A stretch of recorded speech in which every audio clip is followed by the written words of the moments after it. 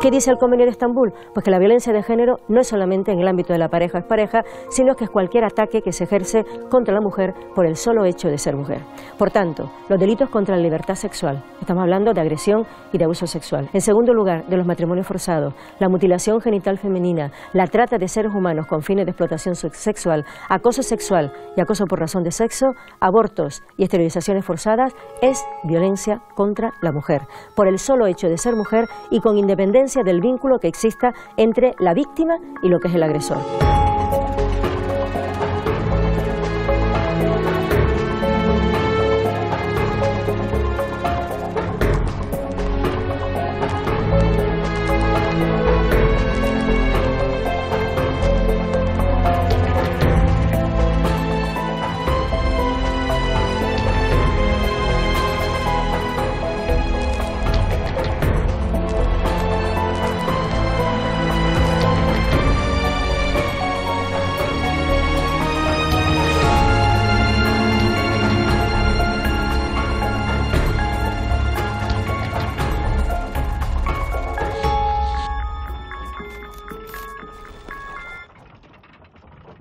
Toda la violencia contra las mujeres estaba absolutamente normalizada, estructurada dentro de la sociedad, era parte, es muy duro decirlo, pero era parte de nuestra cultura. Estamos hablando de una situación de franquismo, posfranquismo, en la que las estructuras y los roles de género estaban muy determinados. Los hombres se educaban para una cosa, las mujeres se educaban para otra. En el 75, cuando yo ingresé en la policía, no había ningún tratamiento hacia la mujer. La mujer denunciaba que había sido objeto de malos tratos, se le mandaba a un centro sanitario para ver si presentaba lesiones, y si presentaba lesiones se iba por el marido y se le buscaba por un delito de lesiones. María, cuando nació aquí en Lanzarote, también decía, esa asociación para las mujeres maltratadas, como si las mujeres maltratadas no fuera cualquiera de nosotras, que en cualquier momento podemos pasar por una situación de violencia. Verbalizan con nosotras, se sienten acompañadas en todo momento, a nivel psicológico, a nivel social, a nivel jurídico. Pues nosotras fuimos quemadas vivas. Nos encerró debajo de la escalera y nos quemó vivas las dos. Mi hermana tuvo que correr al juzgado de guardia y poner la denuncia en el juzgado.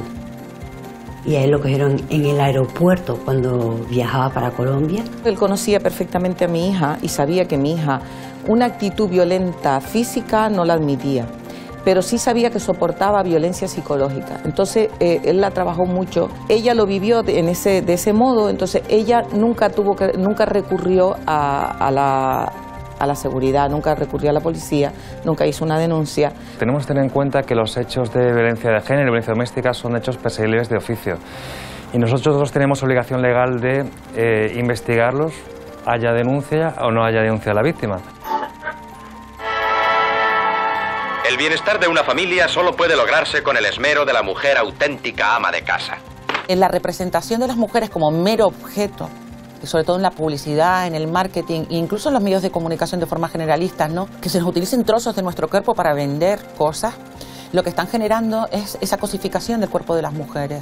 Si te pones a ver determinados medios de comunicación, sobre todo prensa escrita, te encuentras, fue asesinada porque no quiso, o a pesar de no mantener la denuncia, porque no quiso una orden de alejamiento. Te encuentras imágenes en las que el agresor y la víctima se están dando un beso. ¿Eso qué significa? El pobrecito. Las estadísticas son demoledoras. 1 de cada 3 mujeres en el mundo ha sufrido violencia física o sexual por parte de su pareja o expareja. El primer caso documentado en España sobre violencia de género se remonta a 1624, cuando Francisca de Pedraza logró que un juez madrileño le concediera la separación de su marido tras demostrar que la maltrataba. Por desgracia, casi 4 siglos después, en muchos países siguen vigentes leyes que atentan contra las mujeres. En Nigeria se permite que los maridos golpeen a sus esposas, y en el Líbano, si un secuestrador se casa con su víctima, automáticamente el delito desaparece. India, Siria y Afganistán encabezan el listado de países con más casos de violencia de género. Canarias tampoco se libra de esta lacra, y desde 2003 han muerto 96 mujeres. Hoy, en Objetivo Canarias, nos centramos en la evolución de la lucha contra la violencia machista en nuestro país y en nuestro archipiélago, y cómo la sociedad y los medios de comunicación han reaccionado ante esta terrible problemática a lo largo de las últimas décadas. La violencia contra las mujeres está estrechamente vinculada con comportamientos que la sociedad tolera. Durante el franquismo estuvieron en vigor leyes que menospreciaban a la mujer hasta tal punto que para tener un empleo necesitaban de la autorización de su padre o de su marido. Leyes que incluso justificaban la violencia. Si una mujer era infiel, se arriesgaba a ir a la cárcel, mientras que su marido podía asesinarla y no ser condenado por ello. Nos tenemos que remontar al ordenamiento de Alcalá de 1348, donde hablaba del adulterio que se encontraba tipificado y el hecho de si un hombre encontraba a una mujer yaciendo con otro hombre que no fuera él, por supuesto, en ese caso lo que ocurría era que él tenía la posibilidad de poder matarlo a los dos y se encontraban exentos de responsabilidad criminal. Si eso nos parece totalmente alarmante, porque estamos hablando de 1348, nos encontramos que esa figura que se denominaba uxoricidio también se mantuvo hasta el Código Penal de 1963 con muy pocos matices.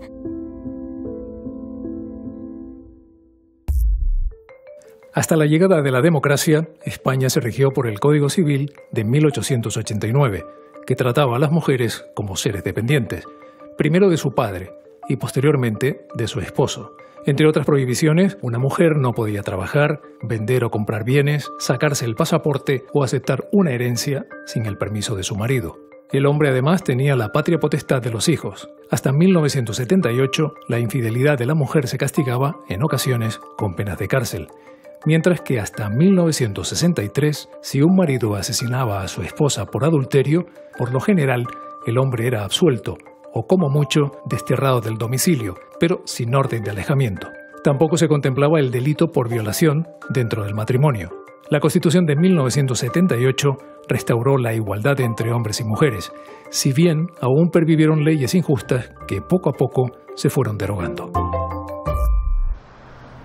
A lo largo de la historia de lo que hemos ido entendiendo como violencia contra las mujeres, violencia de género contra las mujeres, ¿la justicia ha reaccionado adelantándose a los acontecimientos? Nunca, ni la justicia ni tampoco la sociedad. Tenemos que tener en cuenta que la justicia es un reflejo de la sociedad y por lo tanto, en primer lugar, y gracias a que aparece la Ley Orgánica de Protección Integral, es cuando empieza a considerarse que determinados actos son totalmente reprochables y que por lo tanto merecen una sanción. No podemos tampoco olvidar que la Ley de Protección Integral es la ley que más recursos se han interpuesto contra la misma. No existe ninguna ley que ha sido más cuestionada que la Ley Orgánica de Protección Integral, no ya en el año 2004, sino actualmente. Al principio todo el mundo la cuestionaba, todo el mundo y por supuesto también el Poder Judicial. La situación de las mujeres ante la violencia de género y ante el tratamiento que desde el ámbito judicial recibían eran bastante malos. Por ejemplo, los datos estadísticos, en el año 2003 te encontraba que el 95% de todos los actos de violencia que se dirigían contra la mujer se configuraban como faltas, es decir, los delitos leves, aquellos que no llevaban ningún tipo de pena importante, sino simplemente una pena de multa. Las sentencias que se dictaban cuando se encontraba como víctima una mujer unida a una relación de afectividad o bien unida por matrimonio a un hombre, el 95% eran absolutorias. Se ha creado el Observatorio contra la Violencia de Género y se han creado juzgados específicos para juzgar la violencia de género. ¿De qué ha servido? Yo pienso que ha sido fundamental. En primer lugar, la visibilización. Es necesario visibilizar, es necesario contabilizar. Sin datos no podemos adoptar políticas públicas. Y los datos vienen ¿de dónde? Vienen de las estadísticas judiciales y vienen del Observatorio contra la Violencia Doméstica y de Género del Consejo General del Poder Judicial. Allí estamos formados un grupo de expertos y expertas donde lo que hacemos es emitir informes, realizar estudios específicos sobre la violencia de género y que por lo tanto, además ellos, no solamente los expertos, sino lo que es el observatorio en sí, establece o determina pues las estadísticas, lo que le estoy comentando, cuántas sentencias condenatorias, cuántas mujeres han interpuesto denuncia, en qué momento, decir si realmente se reanuda la denuncia, si existe o cuántas mujeres se acogen a esa dispensa legal. Por lo tanto, simplemente visibilizar datos y sobre esos datos se pueden adoptar políticas públicas encaminadas a erradicar este tipo de violencia. ¿Cuál ha sido el tratamiento que ha dado no solamente la justicia, sino los medios, la familia, la sociedad al maltrato, a la violencia de género contra las mujeres? Yo pienso que la sociedad es totalmente inmadura. A día de hoy, totalmente inmadura. Y en el siglo pasado, pues muchísimo peor. Es verdad que ha habido un avance, sí es verdad, ha habido un avance. Pero yo pienso que ha sido un avance bastante lento. Todavía se sigue cuestionando a la mujer que va a interponer una denuncia. Seguimos pensando que un maltratador es un buen padre. Entendemos que se agrede, que se insulta, que se atemoriza y que si produce un clima de tensión en un ámbito familiar, los niños no pasa nada, es solamente con respecto a la mujer. Puede ser un buen padre y puede tener un régimen de visitas. Somos inmaduros y dentro de 10 años o dentro de 15 años, cuando volvamos a preguntarnos estas preguntas, nos daremos cuenta que efectivamente estamos como en el 2003 en el ámbito de la violencia de género. No solo los juzgados, también la policía, durante el siglo XX, trataba el tema de la violencia de género, sino con mayor ligereza, al menos sí con un menor grado de especialización en la materia de lo que hubiera sido deseable. En los años 70, en el 75, cuando yo ingresé en la policía, no había ningún tratamiento hacia la mujer. Es decir, no había nada especial. La mujer denunciaba que había sido objeto de malos tratos, se le mandaba a un centro sanitario para ver si presentaba lesiones, y si presentaba lesiones se iba por el marido y se le buscaba por un delito de lesiones, porque no existía diferenciado el maltrato. La policía, con los años, a finales de los años 80, estamos hablando del 86, 87, 88, sí vio un problema con el tratamiento de los menores. Entonces estableció un grupo de menores que se llamaba el Grume. Al verse que también la mujer era objeto de una violencia y tenía que tener un tratamiento especial, se atendía en ese grupo de menores también a las mujeres que eran víctimas de violencia de género. Pero no existía todavía una conciencia clara en la sociedad española de que debía haber un tratamiento distinto a la mujer por el hecho de ser mujer y diferenciado por haber sido víctima de agresión sexual o de agresiones en el ámbito doméstico. Al final del siglo XX ya había un protocolo especializado para la atención a la mujer objeto de maltrato en el ámbito familiar. Las denuncias se recibían en la Brigada de Policía Judicial en una oficina especializada de tratamiento a la mujer. Luego había otro grupo más que era el dedicado a la protección a la mujer maltratada. Cuando una mujer pedía un distanciamiento con el marido, entonces la valoración policial de riesgo podía ser normal, mínima, media, grave, entonces la protección podía ir aumentando en atención a esa valoración policial de riesgo. Y ese era el grupo encargado de dar esa protección. Cada policía pues llevaba a 20, 30 mujeres, se les facilitaba un teléfono y entraban en contacto directo de forma cotidiana y hacían un seguimiento sabiendo que estaban protegidas por ese policía y en cualquier momento de duda o que se acercase el agresor, etcétera, pues podían llamar inmediatamente y eran inmediatamente atendidas. En los finales de los 80, principios de los 90 y ahora en el siglo XXI, la sociedad española es una sociedad machista. Cada vez menos, pero es una sociedad muy machista. Entonces, configuran a la mujer como posesión. Entonces, como es mía o de nadie. Y entonces, ese tipo de gente que está como una cabra sigue existiendo y seguirá existiendo, por desgracia, hasta que configuremos una sociedad completamente distinta y que salga de las escuelas de los niños pequeños.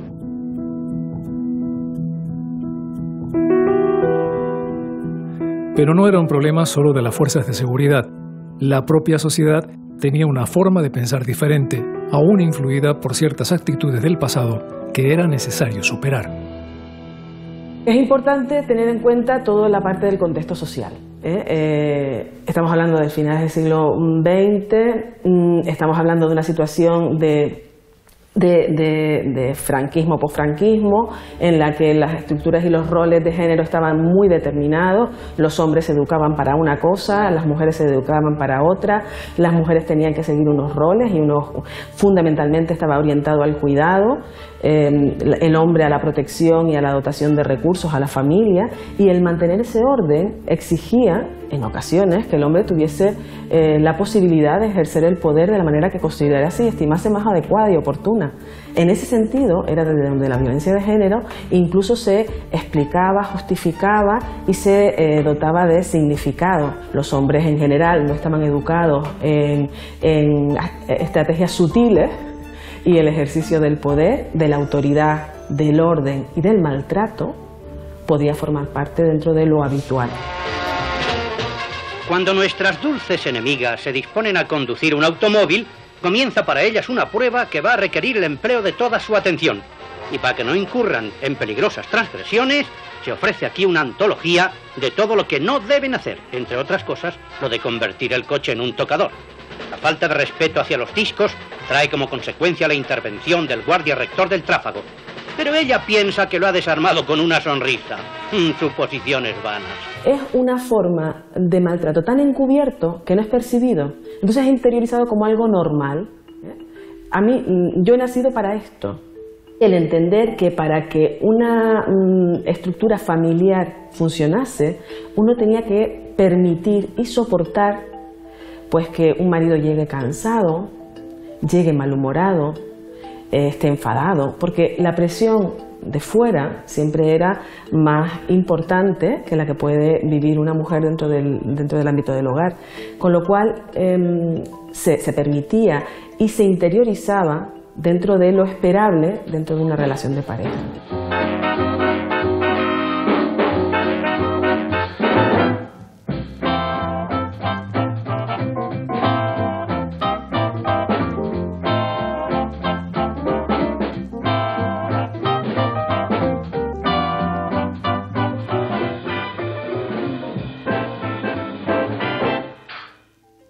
Sí que es verdad que es duro cambiar todo esto que estamos hablando, cambiar los sentimientos de culpa que puedan existir. Porque claro, la mujer que vive una situación de violencia de género entiende como normal, que empieza a pensar que puede no ser tanto, o por miedo o por otras circunstancias, pero bueno, puede entender como normal la respuesta no adecuada, violenta, de la otra persona, de su cónyuge. La recuperación es posible, pero sí que es verdad que es difícil que la mujer empiece a entender las relaciones de pareja de una forma diferente. Porque lo que han vivido como normal, habrá que reestructurarlo y plantearle que quizás esa forma no es la adecuada. El cambiar lo que es esperable de un hombre y de una mujer supone un cambio muy importante en la estructura social, y eso requiere de un tiempo mucho mayor. ¿Que se han conseguido cosas? Claro que sí que se han conseguido cosas. Las mujeres votan, las mujeres podemos decidir si queremos tener más hijos o no, y no necesitamos de la firma de nuestros maridos, ¿vale? Pero eso no significa que no se produzcan situaciones de desigualdad que facilitan la aparición de la violencia de género. La violencia de género siempre ha estado presente en la sociedad, pero no fue hasta 2003 que se empezaron a contabilizar oficialmente el número de víctimas. Desde entonces y hasta 2020, en Canarias se han registrado 96 víctimas mortales. El peor año fue 2019, con 8 asesinatos, aunque en realidad no ha habido un solo año en el que no se produjera un nuevo caso. Conseguir erradicar la violencia es algo fundamental. No podemos hablar de sociedad equilibrada si se siguen matando mujeres y menores. 6 de enero de 2003, Fuengirola, Málaga. Diana Janet Vargas, de 28 años, es arrojada desde un balcón por su pareja, el sueco Harald Mikkel Hellström, y muere. Se convierte en la primera víctima oficial de la violencia de género en España, que empieza a contabilizarse a partir de ese año. Desde entonces, y hasta final de 2020, 1.078 mujeres han perdido la vida a manos de sus parejas o exparejas, de ellas 96 en el archipiélago canario. En cuanto a las denuncias por violencia en la pareja, solo el 21,7% de las mujeres se decide a interponerlas. En 2005, durante la legislatura de José Luis Rodríguez Zapatero, se crea la Delegación Especial del Gobierno contra la Violencia sobre la Mujer, que se integra en el Ministerio de Trabajo y Asuntos Sociales. En 2007, se pone en marcha el teléfono gratuito de atención a las víctimas 016, que no deja huella en la factura.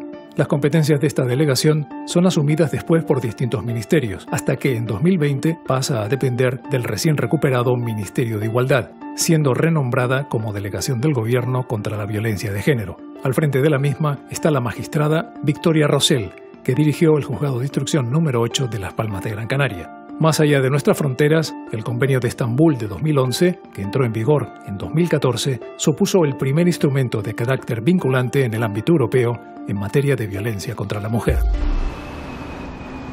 Para tener una idea del recorrido que ha habido en la lucha contra la violencia de género, tenemos que remontarnos muy atrás en el tiempo. Se empezaron a medir estadísticamente en 2003, pero Usted, que empezó como magistrada en 1997, ya entendió y ya conoció estos casos, porque ¿cómo era la violencia de género hace 50 años? Toda la violencia contra las mujeres estaba absolutamente normalizada, estructurada dentro de la sociedad, era parte, es muy duro decirlo, pero era parte de nuestra cultura.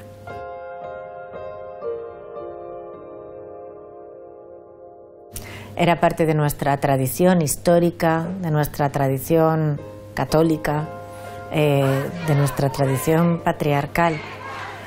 En el 97 algunas ya poníamos órdenes de alejamiento porque la ley lo permitía, establecer cualquier medida cautelar de protección a las víctimas en cualquier proceso. El artículo 13 de la Ley de Enjuiciamiento Criminal de 1882. Pero se usaba muy poco. Solía ser incluso la persona, la víctima, la que salía del peligro, incluso a costa de su entorno, de su trabajo, de su familia, para proteger su vida o su seguridad, y no el agresor. Se establecían incluso unas convivencias forzadas entre agresores y víctimas. La situación, desde luego, merecía esa reacción. Pero es que veníamos de algo muchísimo más grave. Yo estudié todavía, y no soy tan mayor, los delitos contra la honestidad. O sea, veníamos de un código penal en la dictadura, en los que yo creo que es muy revelador y muy pedagógico decirle hoy en día a cualquier persona de menos de 50 años que eran delito las relaciones extramatrimoniales, para ella, claro, que era delito el adulterio, que era delito el amancebamiento, vivir sin casarse, los anticonceptivos, por supuesto el aborto, y que los delitos de violación o de estupro o de abuso sexual eran delitos contra la honestidad. ¿De quién? De las mujeres, que debían ser honestas. Así que la evolución, aunque a veces nos parezca insoportablemente lenta, ha sido notable. Queda mucho por hacer, pero eso de donde venimos, esas raíces en las que se hunde nuestra cultura patriarcal, estamos luchando contra siglos. Se empezó a llevar una estadística desde 2003 hasta la actualidad, y cuando echamos un vistazo vemos que ha habido picos, o que siempre hay picos, hay subidas, hay bajadas, hay subidas, hay bajadas. ¿Qué ocurre? Que a pesar de las medidas se siguen produciendo esos picos y la tendencia no es a la baja. La violencia de género es una violencia que estaba tan silenciada, tan oculta, que verbalizarla no nos puede dar la impresión de que hay más. Es verdad que con las asesinadas parece que hay un continuum, unas cifras insoportables que parece que toleramos como sociedad, y no puede ser así. Pero en la violencia menos extrema, no quiero decir siquiera de menor gravedad, porque es enormemente grave estar toda tu vida sufriendo violencia psicológica, violencia de control, violencia emocional, pero en la violencia que no mata, yo no creo que exista más, sino que se revela más. Es que tenemos que poner en relación la violencia que se ve con toda la base del iceberg oculto. La punta son las asesinadas, pero estamos luchando por ellas y también por todas las que están debajo, hasta el último atisbo de violencia psicológica y de micromachismo.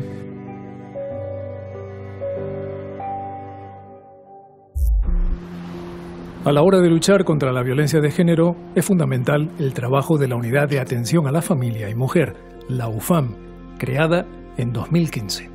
En la UFAM estamos comprometidos con la atención a personas en situación de especial vulnerabilidad, personas con discapacidad intelectual, menores... Cuando ustedes reciben una llamada por un caso, una denuncia de violencia de género contra una mujer, ¿cuál es el procedimiento? La labor es intentar conseguir la mayor dato posible sobre los hechos que presuntamente han ocurrido para facilitárselos al juzgado.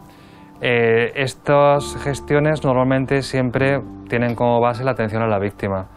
A la víctima se le atiende y se le informa de toda una serie de derechos que tiene por el hecho de ser víctima de violencia de género, e intentamos darle un trato preferente a otras víctimas.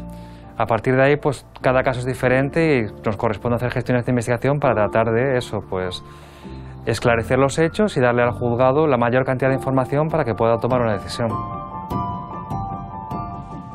Uno de los problemas de la violencia es que no hay denuncia, con lo cual esa violencia siempre es una violencia oculta. A la víctima siempre hay que invitarla a denunciar y animarla, pero tenemos que tener en cuenta que los hechos de violencia de género y violencia doméstica son hechos perseguibles de oficio.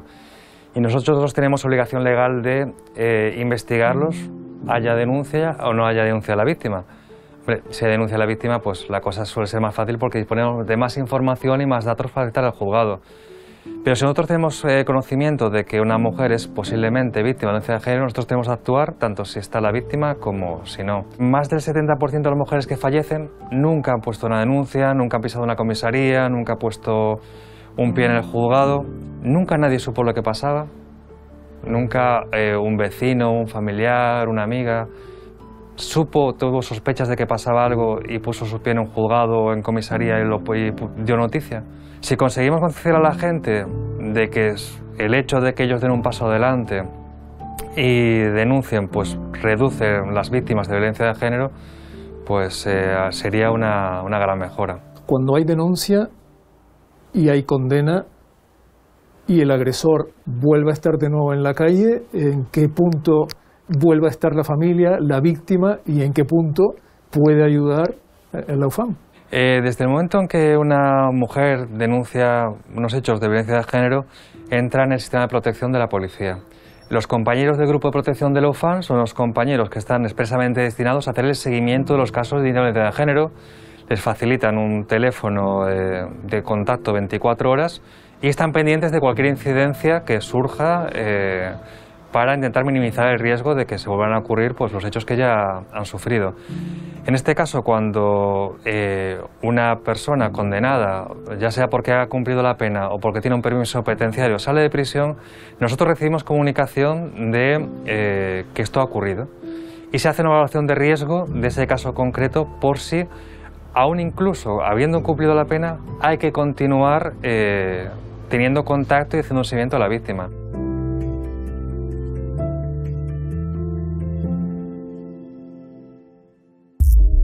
Otro punto de apoyo importante son los colectivos contra la violencia de género. Es el caso de la asociación Beatriz, en Tenerife. Su presidenta, Isolina Martín, conoce muy bien el problema, ya que su hija fue asesinada en 2006. Tú estás al frente de una asociación que se llama Beatriz, es el nombre de tu hija. Tu hija sí fue víctima de la violencia de género contra las mujeres. Su propia pareja acabó con su vida. El problema de mi hija fue que en su momento, porque no toda la violencia se trabaja igual, no todos los maltratadores, aunque tienen un perfil base muy común, pero luego desde sus estatus de cada uno lo trabajan. En este caso, él conocía perfectamente a mi hija y sabía que mi hija una actitud violenta física no la admitía, pero sí sabía que soportaba violencia psicológica. Entonces, él la trabajó mucho a partir de la violencia psicológica. Vivimos en un entorno en donde asumimos determinadas actitudes que las normalizamos. O sea, no decimos esto es violencia, sino decimos, bueno, esto es que lo educaron mal, o esto es que tiene un mal momento, o esto es... Siempre excusamos determinadas actitudes con calificativos que no son los correctos. Pues ella lo vivió de ese modo, entonces ella nunca recurrió a la seguridad, nunca recurrió a la policía, nunca hizo una denuncia, porque lo vivía de un modo diferente. Ella en ningún momento sintió que era víctima de violencia, nunca, en ningún momento. ¿La justicia funcionó bien en ese caso? Si tú le preguntas a una madre que si le parece que fue justo que la muerte de tu hija valiera 18 años de cárcel, que luego ellos apelaron al Tribunal Superior de Las Palmas y lo trató un fiscal que no era experto en violencia de género y le quitó medio año más de prisión, y que sabes perfectamente que cuando eso se lleva a las prisiones se van bajando las condenas y se les va dando permisos y llega un punto que ya puede estar en la calle. Le preguntas a una madre y te dice eso no es justo, eso no es justo. O sea, no es justo que un asesino en poco tiempo, porque para mí eso es poco tiempo. A mí la muerte de mi hija me parece que fue no hace 14 años, a mí me parece que fue hace 3, 4, ¿sabes? A nosotros se nos para el tiempo. No me parece justo, no me parece justo porque mi hija sigue en el cementerio y él está en la calle. Cuando escuchas hablar de violencia de género contra las mujeres, lo lees en la prensa, lo escuchas en la radio, lo ves en la tele, te comentan, conoces de algún caso. ¿Qué piensas de todo esto? Creo que estamos empezando, desgraciadamente a veces, a normalizar esos números. ¿Sabe? Este año fueron 60, mañana, no, este otro fue un 40 y pico, el otro, no. Vamos a ver, a no normalizarlo y a ser realistas y a saber que en los últimos 10 años o 14 años o 20 años han muerto una burrada de mujeres. Y eso, las contabilizadas oficiales, porque sabemos que hay muchísimas que mueren a consecuencia de la violencia, pero que no se ha podido demostrar, o porque mueren de una enfermedad producida por la violencia, que no se ha calificado como violencia, y las desaparecidas que no se han encontrado, son tantos. ¿Estamos en el camino? Yo siempre tengo esperanza. Mirando lo que hemos recorrido, decimos, esta sociedad va a seguir adelante si nosotros queremos, si educamos bien a nuestros hijos, porque en el núcleo familiar está la base de todo. Y es donde tenemos que empezar desde pequeñitos en casa a explicar a los niños y hablarle y darle la libertad mental al niño de entender que somos personas y que tenemos que respetarnos y que tenemos que tener las mismas obligaciones y los mismos derechos y los mismos deberes.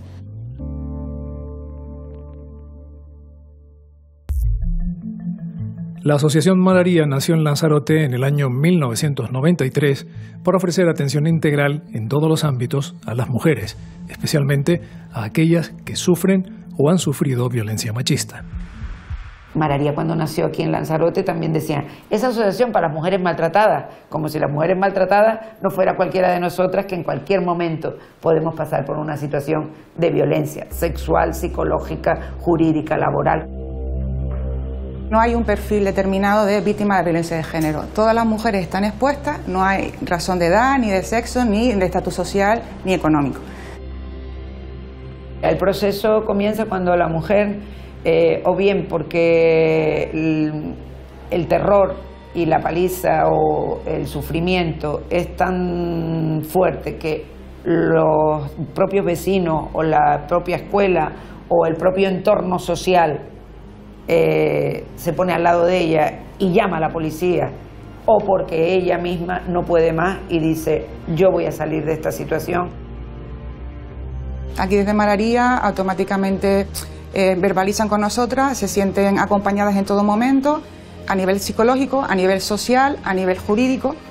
Si ella quiere denunciar, se la acompañaría, si no quiere denunciar, también se la respetaría, pero es darle todas las herramientas disponibles y que ella decida con asesoramiento y apoyo nuestro, que no se vea sola. Es importante no dejar a esa víctima sola. Se valora ese caso por el equipo técnico y bien puede ir a una, si el riesgo es muy fuerte, a una casa de acogida donde hay vigilancia las 24 horas, o bien a un piso tutelado si el riesgo ya ha pasado, que hay una orden de alejamiento y hay un riesgo menor y es, digamos, el piso tutelado es intermedio, salir de la violencia más extrema a tener un recurso alojativo donde hay un grupo de técnicas como la psicóloga, la jurista y también la orientadora laboral para que sirva de trampolín a saltar a la vida normalizada, porque ese tiempo debería de servir para eso y además durar poco tiempo, para que se normalice la vida de esa mujer y de sus niños. No somos números, es verdad que han muerto 48 mujeres el año pasado, que podemos hablar del número de denuncias. Lanzarote tiene un número muy alto de denuncias para la población que tiene, pero lo que tenemos que hablar es de la cara de esas denuncias, las mujeres que sufren, los niños que sufren, los abuelos que sufren por esa violencia y el tiempo que están en esa situación. La sociedad está cada vez más mentalizada respecto a la violencia contra las mujeres, pero a pesar de los esfuerzos, los datos siguen siendo desoladores. En 2020 45 mujeres murieron en España por esta causa. De esos casos, 3 se registraron en Canarias, 1 en Tenerife y 2 en Gran Canaria. 2 de cada 3 mujeres en España han sufrido o sufrirán violencia de algún tipo de las violencias machistas. Eso hace que empecemos a mirarnos y que empecemos a hablar entre nosotras y darnos cuenta de que esto no es una cosa casual. Y empiezan a salir las asociaciones de mujeres, de la prensa, de comunicadoras feministas, y empiezan a buscar la parte de responsabilidad y los cambios necesarios en el tratamiento de la información. 4 de abril de 2020, barrio de La Isleta, Las Palmas de Gran Canaria. Una mujer de 78 años de edad es asesinada por su marido durante el estado de alarma en la vivienda que ambos compartían. La víctima ya había presentado 2 denuncias previas, pero no quiso continuar con el proceso judicial, por lo que no se dictaron medidas de protección. El propio autor de los hechos llamó a la policía. 20 de julio de 2020, Santa Úrsula, Tenerife. Se encuentra en una fosa séptica situada en el interior de una vivienda el cadáver de una mujer de 43 años. La policía detiene a su expareja, sobre quien pesaba una orden de alejamiento. La fallecida ya había presentado otras denuncias previas contra él. 26 de diciembre de 2020, Gáldar, Gran Canaria. Una mujer de 65 años es asesinada por su pareja, que esconde el cadáver en una zanja. Días más tarde, este admite los hechos a un amigo de la fallecida. En un primer momento, el autor hace ademán de huir, pero termina entregándose a las autoridades en Lanzarote. Son las 3 víctimas canarias de los 45 asesinatos por violencia de género contra la mujer sucedidos en España durante 2020. Toñi, tú eres víctima de violencia de género contra las mujeres. Tú Sí, y tu hija. las 2, sí. ¿Cuál fue tu caso? Porque cada uno es completamente distinto. Pues nosotras fuimos quemadas vivas. Nos encerró debajo de la escalera y nos quemó vivas las 2.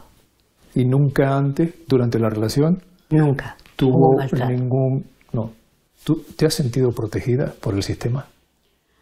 No, pero no me he sentido protegida desde el principio. O sea, él casi se escapa, él lo detienen en el aeropuerto. Si no es por mi hermana, porque mi hermana denunció a la Guardia Civil y no le hicieron caso. Mi hermana tuvo que correr al juzgado de guardia, y poner la denuncia en el juzgado. Y a él lo cogieron en el aeropuerto cuando viajaba para Colombia, y ahí es donde a él lo detuvieron, si no se hubiese escapado. A mí cuando me han hecho un poco de caso viene a ser ahora al final, cuando a él le están dando los permisos, y es cuando más protección he sentido, pero sí ha fallado mucho el sistema. O sea, no ha funcionado nada. Nada, el sistema ha fallado en todos los sentidos. Porque a mí, cuando me tomaron declaración, parecía que la culpable era yo, de la forma en que me la tomaban. Y me repetían una y otra vez y otra vez y otra vez las preguntas como si fuera yo la culpable. A ver si a mí me cogían alguna mentira. Cuando llegas finalmente al hospital, estás en el hospital, allí naturalmente tienen que preguntar qué ha ocurrido aquí. ¿Cuál es el argumento que le dan a los médicos que te atienden a ti y a tu hija? En el juicio pusieron una llamada que él hizo diciendo que era Oliver Cabrera Santana, que es mi hermano, que había estallado una bombona en la casa, que llevaba a su mujer, que se llamaba Lilian, dando el nombre de su antigua novia, y que iba hacia el doctor Negri cuando nos dirigíamos al hospital insular, desviando toda la atención al otro hospital para él poder salir huyendo después para el aeropuerto. Y cuando llegamos al hospital dijo primero que estalló una bombona, después que una cafetera. Yo no me acuerdo de mi paso por el hospital. Yo sé que me desvanecí en algún momento y hay cosas que yo no recuerdo. Mi niña tiene las cosas más claras que yo, mi hija no se desvaneció en ningún momento. Yo protegí con mi cuerpo a mi hija cuando él abría la puerta de donde nos tenía encerradas debajo de la escalera, y yo protegí a mi hija con mi cuerpo cada vez que nos iba a quemar, porque él abría, nos quemaba, cerraba, abría, nos quemaba, cerraba. Así estuvimos desde el mediodía hasta las 11 de la noche. Fue un calvario. A mi hija se hizo pasar por médico, entró al hospital, dijo de que yo estaba muerta y que si hablaba mataba al padre y a su primo, que su primo para ella era los ojitos de su cara. Y a mi niña la tenía amenazada, y estando yo muerta para mi niña, pues mi niña no hablaba. Hasta que mi hija se enteró de que yo estaba viva y yo había testificado, y mi hija habló. Finalmente lo detienen, se celebra el juicio, lo condenan y entra en prisión. En ese periodo en el que él está en prisión, ¿tú te sientes más segura? ¿Sientes que ha acabado? No. ¿O sientes que es simplemente un paréntesis? Sí, porque el pánico era día por día y día por día. Y el pánico continúa. Porque salió de permiso. Sí, está saliendo de permiso. Está saliendo de permiso. Y encima le han rebajado la condena. ¿Y temes que reaparezca en la vida de ustedes? Sí, porque yo sé que esto no termina. Esto no termina. Aunque cada caso es diferente, sí que se puede decir que los maltratadores, por lo general, tienen un modus operandi muy similar. El maltratador conoce a su víctima y nunca ellos de entrada maltratan. No es que yo conozco a una persona ahora y la violencia llega mañana. No, eso no se da así. Porque por supuestísimo todas las personas huiríamos de ese tipo de situaciones. Se van dando pequeños pasos hacia la violencia que vamos normalizando y además no nos damos cuenta. Y cuando nos venimos a asustar hemos dado muchos pasos en esa escalada. Ellos saben observar, son más fríos y empiezan desde distintos ámbitos y de distintos formatos el control de la víctima. Aprender a sobre todo identificar, prevenir los pasos previos a la violencia de género. Desde el primer escalón hay que salir. Las intenciones del maltratador se ven venir. En el caso de tu hija, ella las vio venir. Te vas dejando llevar. Y cuando llegas al extremo ya de estar dentro de esa vorágine que ya él te tiene controlada, alejada de tu entorno, por más que le hables de fuera, ella está dentro de un círculo ya con una anulación psicológica tan grave que escuchará primero lo que él le diga a él que lo que le dices tú. Es una enferma en ese momento. Hemos normalizado el control como forma de comunicación. Los jóvenes hoy día aún siguen pensando que el amor romántico existe, que los celos son una forma de amor, que es normal que tu pareja controle lo que tú haces porque te quiere, que si tú tienes una pareja tienes que ser recatada a la hora de mostrarte al público, que todo eso que forma parte de una ideología y de una forma cultural que discrimina en género, hoy día sigue siendo aceptado. No nos gusta seguir normas, sin embargo, permitimos opresión en las relaciones y encontramos como disfrazado y maquillado de amor se nos vende un contrato que nadie firmaría.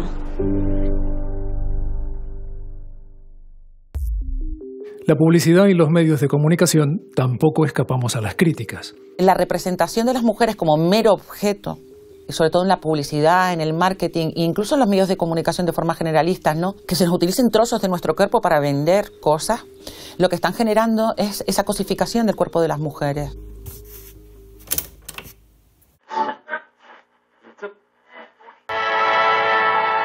El bienestar de una familia solo puede lograrse con el esmero de la mujer auténtica ama de casa. Al cabo del día, la mujer de su casa se ha esforzado menos, disfrutando de más comodidades. Ha cocinado perfectamente gracias al buen funcionamiento de la bombona de gas. Somos cosas, somos objetos que se puede hacer con nosotras, quitándonos el carácter de ser humano y por lo tanto de seres iguales. Por lo tanto se puede hacer con nosotras lo que les dé la gana. En la publicidad sigue habiendo sexismo, desde luego, los estereotipos están ahí. Desde que uso esta nueva crema, mi cutis se mantiene suave, terso, como de porcelana. Úsela usted también. Estamos viendo a los hombres en las situaciones en que otros anuncios ponen a las mujeres. Pero, ¿cómo lo haces? A mí las blusas de mi mujer nunca me quedan tan blancas. Cariño, adivina qué te ha hecho tu hombrecito. Sopa. Sí, pero con el sabor especial que le da una pastilla de caldo quintuple. ¿Caldo quintuple? Sí, porque te quiero. Ridículos los señores, ¿verdad?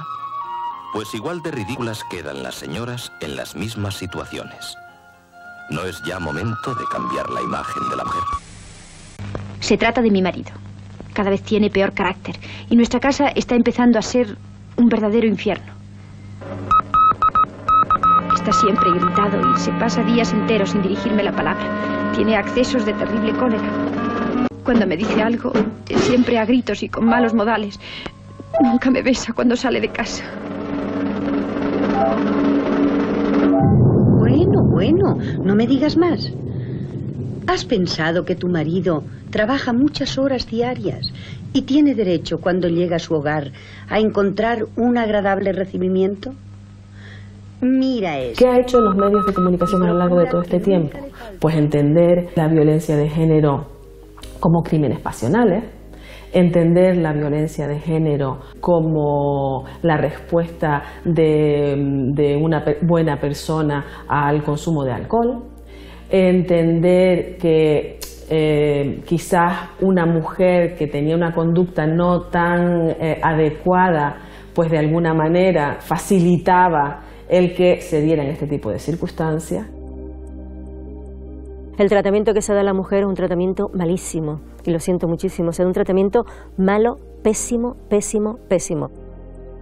Los medios tienen un problema, que son bastante sensacionalistas y a modo general, y que casi siempre lo más que se aporta es la vida de la víctima. Si te pones a ver determinados medios de comunicación, sobre todo prensa escrita, te encuentras, fue asesinada porque no quiso, o a pesar de no mantener la denuncia, porque no quiso una orden de alejamiento.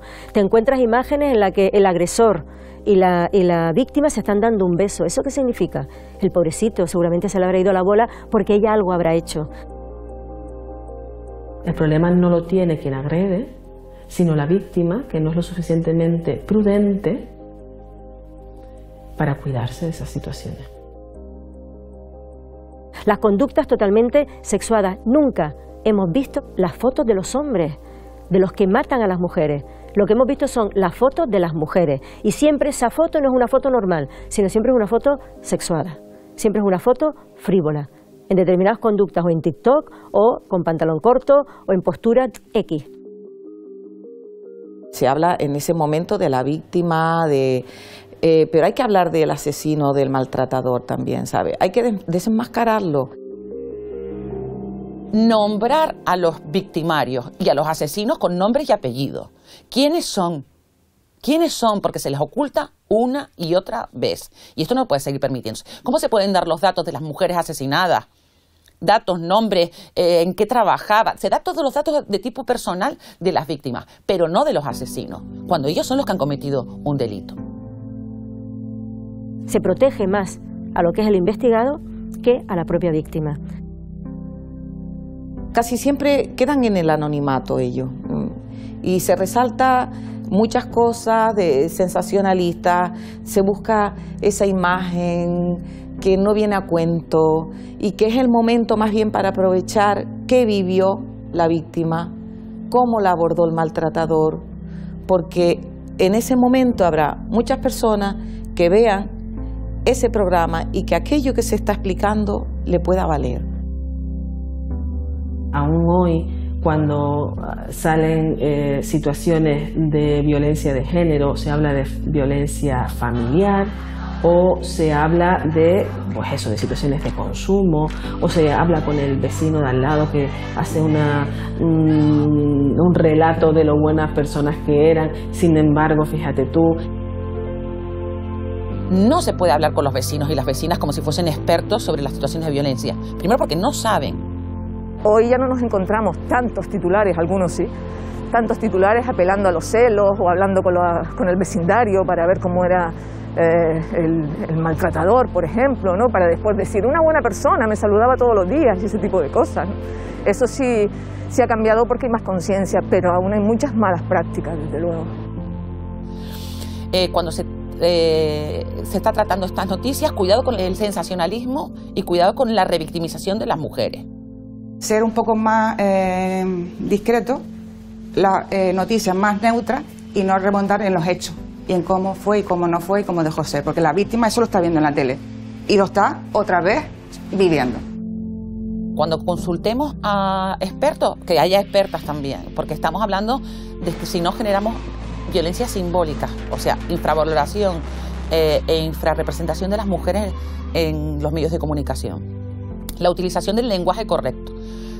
Hay manuales, guías y protocolos de trabajo para tratar las violencias machistas en los medios de comunicación. Nos falta formación, muchísima formación, y falta también compromiso. Falta el compromiso porque existiendo la formación, muchos compañeros y compañeras no hacen esa formación, no leen guías, que hay muchísimas guías. En Canarias tenemos ya una ley firmada por todos los medios de comunicación con el Parlamento, en la que se dice lo que se puede o no se puede hacer, cosa que llevó a que desapareciesen, por ejemplo, una de nuestras mayores reivindicaciones, que era desapareciesen los anuncios de explotación sexual y prostitución en los medios de comunicación. Los medios de comunicación llegaron a un acuerdo con el Instituto Canario de Igualdad, el ICI, y desde hace ya, por suerte, muchísimos meses, ya casi un año, un poco más de un año, en los medios de comunicación ya no aparecen anuncios de mujeres prostituidas, de prostitución, ¿no? Y eso también ha sido un gran cambio y un gran adelanto. Hay muchas cosas que se pueden hacer y se pueden mejorar. Si nos queda un reto por delante es ese compromiso, que no se quede solamente bueno, sí, yo tengo perspectiva de género, la voy a aplicar, que se quede no solo en palabras, sino en hechos. Hubo un tiempo en el que la gente creía que el Sol giraba alrededor de la Tierra, y del mismo modo, durante miles de años, el mundo ha girado en torno a sociedades machistas en el que la mujer siempre tenía las de perder. Así de equivocado llega a veces a estar el ser humano. Podemos y debemos indignarnos, pero sobre todo necesitamos aprender de los errores del pasado, de todas y cada una de las cosas que se hicieron mal y que hicimos mal. Es imposible escapar de los prejuicios de la sociedad en la que nacemos, de esos comportamientos erróneos que muchas veces ni siquiera somos conscientes de estar cometiendo. Pero sí está en nuestra mano identificarlos y decidir que vamos a ser mejores, que la siguiente generación no cargará con los pecados de la anterior. Según la macroencuesta de violencia contra la mujer de 2019, realizada por la Delegación del Gobierno contra la Violencia de Género, el 13,7% de las mujeres mayores de 16 años residentes en nuestro país ha sufrido violencia sexual a lo largo de su vida. El auténtico objetivo es que Canarias, el mundo entero, entienda que hombres y mujeres somos iguales. Es tarea de la sociedad en general y de los medios de comunicación en particular. Parece sencillo, pero créanme, no lo es. Queda mucho camino por recorrer. Desde luego, por mucho desánimo que te pueda causar una muerte, un asesinato, la violencia contra los niños y niñas, los asesinatos por sus propios padres, en fin, la violencia vicaria, ¿no? El que hagan sufrir a la mujer doblemente por matar a sus hijos y por dejarlas a ellas vivas. Eso te lo dicen las supervivientes, que preferirían haber muerto ellas. Mina mucho el ánimo, pero precisamente por eso sabes que cada día merece la pena trabajar y que cualquier cosa que esté a nuestro cargo las 24 horas al día para lograr concienciar a la generación siguiente, para lograr prevenir, proteger y que las mujeres se sientan seguras solo con una menos, también merece la pena.